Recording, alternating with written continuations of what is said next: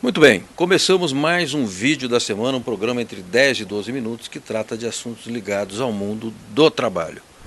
Hoje nós nos encontramos no Sindicato dos Engenheiros do Estado de São Paulo, no centro da capital, e vamos falar com o Murilo Pinheiro, presidente do sindicato e também da Federação Nacional dos Engenheiros. Murilo, eu tenho aqui em mãos a edição mais recente do Cresce Brasil, Mais Engenharia, Mais Desenvolvimento, e cujo eixo, digamos assim, é a retomada da engenharia nacional. A engenharia foi fortemente impactada pela crise, sobretudo pelos problemas na Petrobras e nas grandes empresas de construção civil, né, nas empreiteiras. Como é que está a engenharia brasileira hoje e qual a perspectiva de retomada? Tudo bem, Franzin? Prazer estar falando contigo. Na verdade, a engenharia brasileira hoje está igual a todo o processo que está no Brasil, né? Nós estamos com problemas, nós estamos querendo crescer, nós estamos apresentando propostas de retomada de crescimento. A engenharia precisa cada vez mais estar presente nas questões da sociedade para que nós tenhamos um país com maior crescimento, com mais desenvolvimento e com oportunidade de trabalho a todos. Murilo, qual foi o setor da engenharia mais afetado e por onde e por qual setor você acha que é possível iniciar a retomada? Olha, pelo tudo que nós vimos, pelo tudo que até está aí mostrado, o setor mais afetado foi a engenharia civil, né? Que nós tivemos lá empresas, empreiteiras que fecharam, que quebraram, que venderam. Então eu acho que a retomada do crescimento, do desenvolvimento pode ser caminhada por esse lado. Por exemplo, nós podíamos pensar em a gente retomar as obras que estão paradas. Entendi. Então, se nós pensarmos que o Brasil poderia caminhar por aí, nas obras que estão paradas, colocar um cronograma, colocar uma proposta, dinheiro, participação, porque na verdade é o seguinte, quando você pega uma obra e retoma, você tem junto com ela muitas coisas, né? Além de empregos, você tem oportunidades de trabalho, você tem ao redor de uma obra, cresce o comércio, cresce a participação. Então, eu acho que o começo da retomada seria pelas obras que foram paralisadas no país. Agora, Murilo, a engenharia está muito ligada à ideia de tecnologia, ou seja, a tecnologia desenvolve a engenharia e a engenharia desenvolve a tecnologia também. Isso remete ao velho problema da educação brasileira. Eu queria saber como é que vocês estão pensando na parte da educação, no fortalecimento da educação brasileira, sobretudo o ensino técnico, na direção do fortalecimento da retomada da engenharia. Eu acredito que a engenharia, o Brasil, o cidadão cresce muito através da educação, sem dúvida nenhuma. Eu acho que a gente precisa trabalhar cada vez mais uma educação melhor, uma educação mais fortalecida e, sem dúvida nenhuma, uma educação que dê condição aos nossos cidadãos competirem com o mundo todo. Então, a engenharia nós engenheiros, nós da Federação Nacional dos Engenheiros, pensamos muito nessa questão da educação. Até lançamos uma faculdade de engenharia de inovação pensando nisso. Murilo, eu estive aqui nesta semana num evento, num debate com o presidenciável Geraldo Alckmin do PSDB. E a casa fará um ciclo de debate com outros candidatos. Eu queria saber se vocês estão discutindo apenas a questão da engenharia, o que já seria importante, ou se o leque da discussão é mais aberto. Não, ele é mais aberto. Nós mandamos um convite a todos os pré-candidatos a presidentes e governadores. Já teve aqui o Geraldo Alckmin, já temos uma agenda marcada para frente. E vamos também debater depois até como candidatos, né?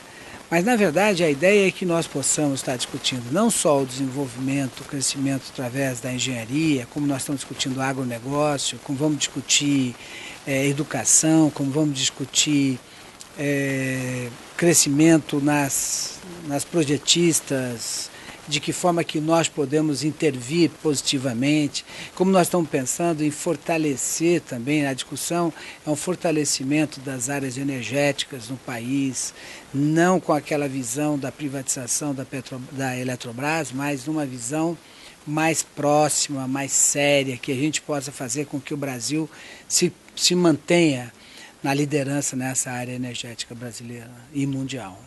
Perfeito. Murilo Pinheiro, é claro que não tem jeito de tirar a pauta sindical, a questão da própria organização sindical no debate com os candidatos, porque a lei trabalhista, ela feriu gravemente a própria possibilidade de sobrevivência do custeio sindical. E o Supremo agora, dia 29 de julho, bateu de novo, deu uma pancada muito forte. Vocês vão tratar esse assunto com os presidenciáveis e o sindicato, a federação tem uma posição já clara a esse respeito? Sem dúvida, essa é uma pauta que, se você não cutucasse, eu ia ter que falar sobre ela. É uma pauta que nos preocupa muito.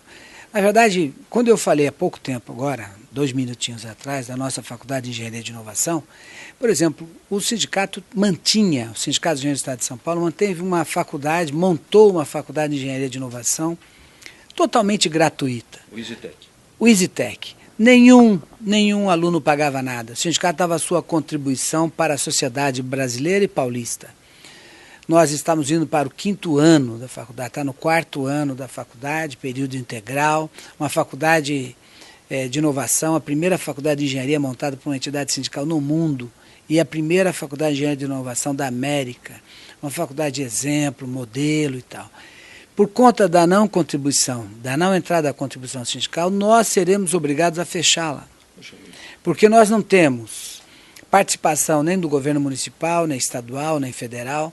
A faculdade era bancada pelo sindicato, era um orgulho para nós que nós poderíamos estar contribuindo com pequenos gênios para a sociedade, pessoas que poderiam estar dando um exemplo de engenharia, de estudo, de tecnologia, de participação. E hoje nós somos obrigados a fechar a faculdade por conta da não entrada da contribuição sindical. Sem dúvida, a contribuição sindical, essa reforma trabalhista, ela tinha que ter uma outra vertente, né? Tinha que ser olhado de uma outra forma, né? Na verdade, nós estamos contribuindo para que o trabalhador tenha dificuldades, não só os sindicatos. E, na verdade, nós vamos ter dificuldade como o Brasil como um todo, né? Se você vê que a contribuição nossa dava a oportunidade àquele pessoal que não tinha renda para participar e virava um profissional, por exemplo, o aluno era treinado, o aluno tinha a condição de avançar, tinha uma possibilidade enorme de estar no mercado com uma categoria, com uma tecnologia avançada. Porém, nós vamos ter que fechar por causa disso. Então, nós vamos brigar muito pelo retorno da contribuição, vamos discutir isso com cada um dos candidatos, abordando dessa forma que eu lhe falei, que eu acho que era importante que os candidatos tivessem noção para que serve a nossa contribuição sindical. Perfeito. Murilo, o processo eleitoral já está aqui chegando e há uma desmobilização muito grande da sociedade. As 2 últimas eleições para governador no Amazonas e no Tocantins foram uma tragédia, porque votos brancos e nulos e abstenção bateram os candidatos eleitos. Portanto, há um afastamento do povo do processo eleitoral. E o mais importante do processo eleitoral é justamente o povo, o eleitor, a participação. Queria saber, no âmbito dos engenheiros, como é que vocês estão pensando em motivar os profissionais da área ao engajamento no processo eleitoral? Olha, todas as nossas reuniões nós abordamos essa questão da política. Porque, na verdade, é o seguinte, nós temos o parlamento, aqui nós temos, transversal, nós não temos partido político. Mas eu acho que é fundamental que nós todos, brasileiros, cidadãos, escolhemos bem os nossos candidatos e participemos efetivamente da eleição. Não adianta, depois que acabar a eleição, nós discutirmos, aquele candidato é muito ruim, e a gente não contribuiu numa discussão para que a gente pudesse escolher os melhores. Acho que é fundamental que esse ano eleitoral, que a mídia, que cada um dos nossos profissionais, cada um de nós cidadãos, discutamos claramente a política brasileira e vamos escolher o nosso candidato a deputado estadual, federal, senador, governador e presidente. E depois cobrar deles.